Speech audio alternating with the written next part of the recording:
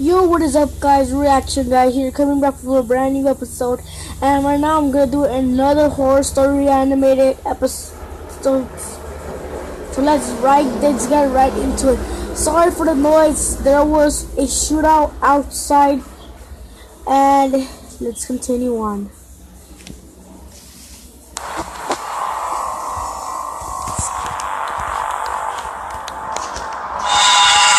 I was out doing a delivery one late night.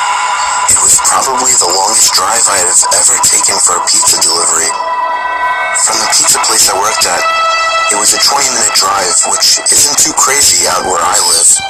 Plus, they ordered 4 large pies, so I figured it was a party and I would get a much bigger tip. Navigating the dirt roads at night was always annoying, though. I pulled up to the given address.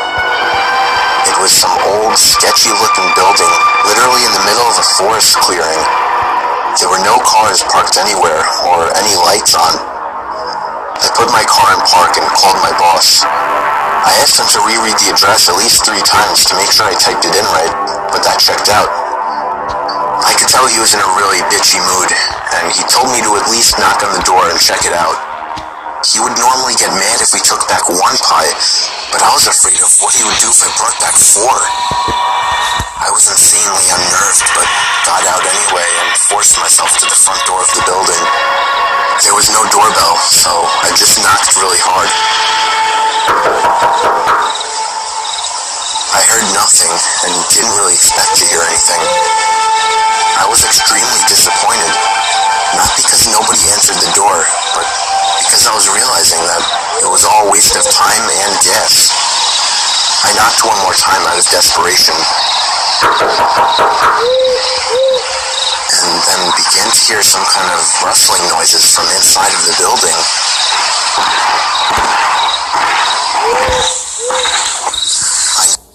What the fuck? About him, I would leave the shit out of there. I don't even care about my job. It looks scary, and I'm gonna have a bad life. So if I were him, I would get out. And it's common sense. Knocked again and yelled that I was the pizza guy. There was silence now. I felt a bit more uncomfortable now than before. But before I could turn around, I noticed something at the window. There was someone looking through the window. I couldn't tell if it was a man or a woman.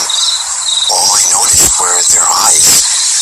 Their eyes were open wider than I knew possible, staring intently at me.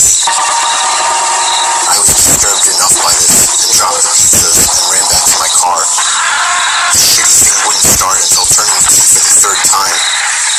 I drove off the grass and back onto the dirt road, but I felt the car rocking about, shaking and bumping. Something wasn't right. I didn't make it far from the building before I started hearing a sharp scraping sound coming from outside. There was so much resistance that I couldn't even drive. The car came to a stop. I got out of the car to check what the hell was wrong. A chill ran up my spine as I began to feel like my heart was constantly skipping beats. My tires had been slashed and had completely fallen off the rim. Not just the front though.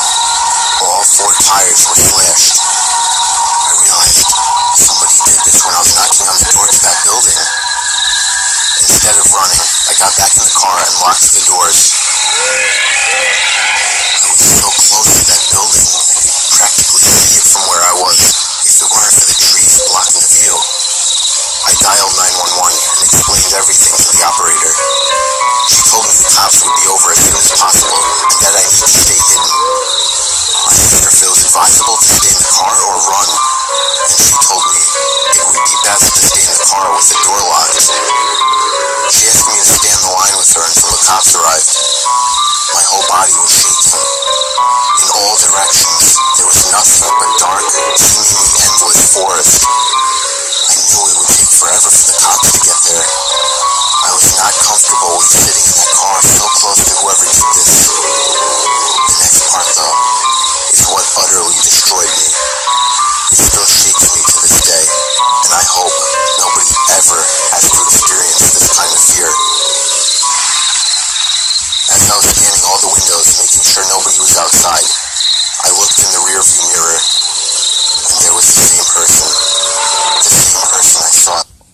What the fuck? If Austin would have shit my pants right now.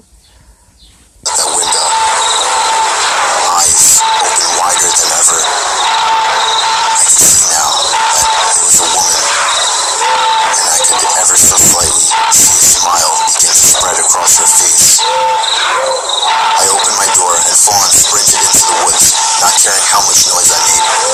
I ran until I was out of breath, which didn't take long, and I hid behind a giant log on the ground. I tried to cover my loud breathing with my hand, as I waited and waited for what felt like hours, until I finally heard sirens in the distance. I gathered up all the stamina I had left to run all the way back in the direction of the dirt road. Eventually, the glowing red and blue lights came into view, and I had never felt better in my life. They were parked in front of my car, investigating with flashlights. I came out yelling at them like a lunatic to help me. I fell to the floor and started to gag, almost throwing up from running so much. They picked me up and began to question me, to which I explained everything to the best of my ability. One of the two cars drove over to the building, and the two officers began to search the building. They came back with nothing except for a couple of spiky objects. These objects were exactly the same as the ones used to slash my tires. The cops guessed that it was some kind of sick, demented couple, being that I saw the woman, but unfortunately they were never found, and that still kills me to this day. I obviously quit my job right after that and started working at a local grocery store. I know that I'll never forget seeing that woman at the back of my car.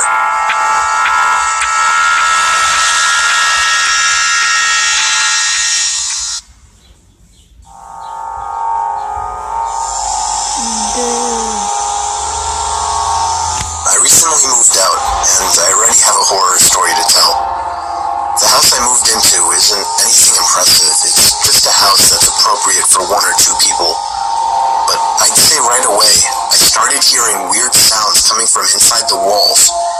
I first heard it in the kitchen, and then in the bathroom, but on night 3, I started hearing it in my bedroom. I was sure there was some kind of animal living in my walls. I just had to figure out how to get rid of it.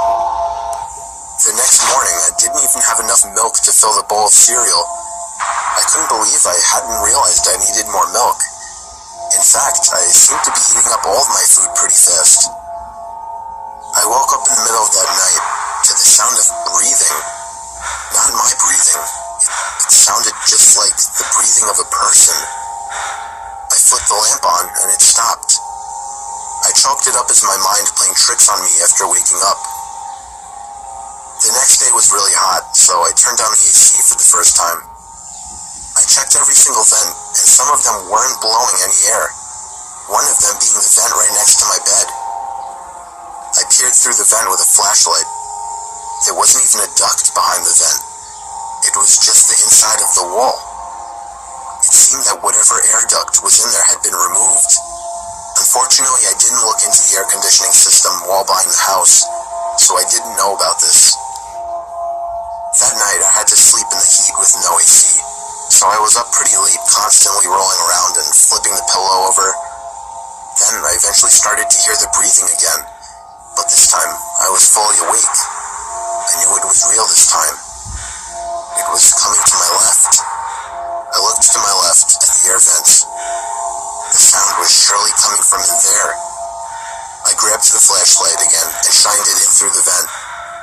I dropped it and screamed. There was someone's face peering through the cracks of the vents. The first thing I saw were their eyes, open wide and glowing. I screamed all the way down and out the house. I soon found out there was a crazy, dangerous homeless man living in my walls, and he had been eating my food ever since I moved in.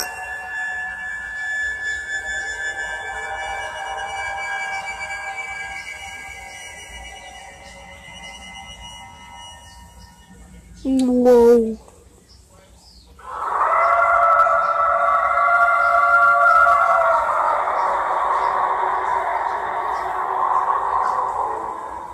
I was doing some night hog hunting in the woods near my backyard.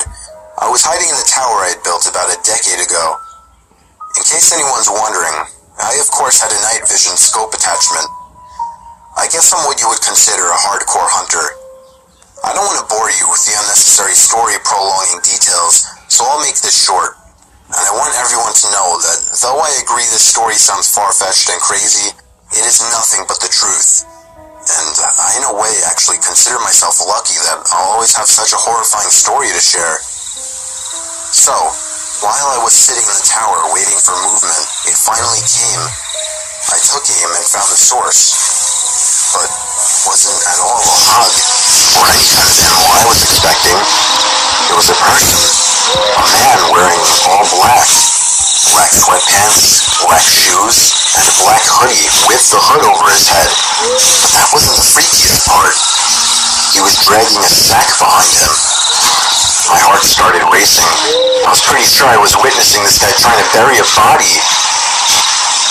I continued to watch him, but then he slowed down, and I swear to God, it looked as if he turned his head up to me. I ducked down under the wooden walls of the tower, shaking in my boots. Yes, I had a gun, but just the idea of using it against a person is horrifying. I lay low, praying to God that he hadn't seen me. It wouldn't make sense if he could, though. It's practically pitch black out here, or at least that was my logic. Seconds felt like an eternity as I waited for the footsteps in the leaves to move elsewhere, but I didn't hear any footsteps. All I heard was the sound of a foot hitting one of the wooden planks on the ladder of the tower. I felt the entire tower vibrate and shake as there were 2 more steps moving up the ladder.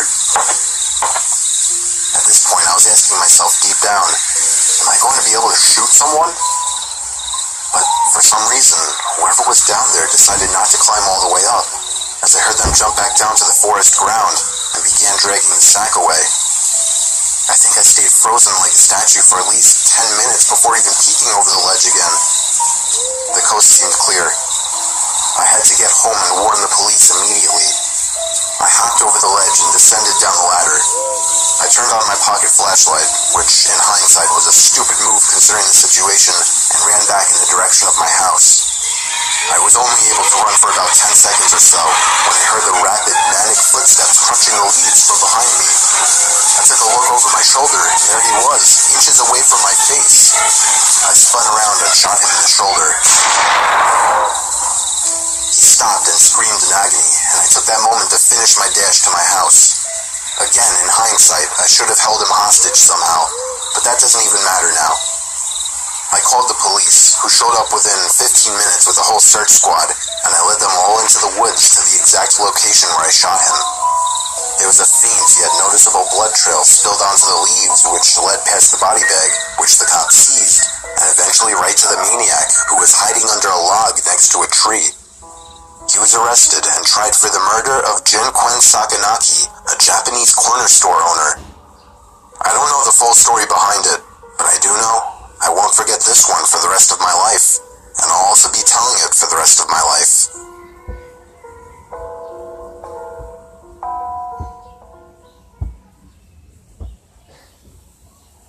Well, I'll never forget the time me and my brother snuck out past our bedtimes to explore an allegedly haunted house down the block. well, sorry for stopping this, but I'll make a new video. You guys, reaction guy here, coming back next hour for a new episode of this. If you're new to the channel, subscribe, and you like the video, leave a like. Reaction guy here, signing out.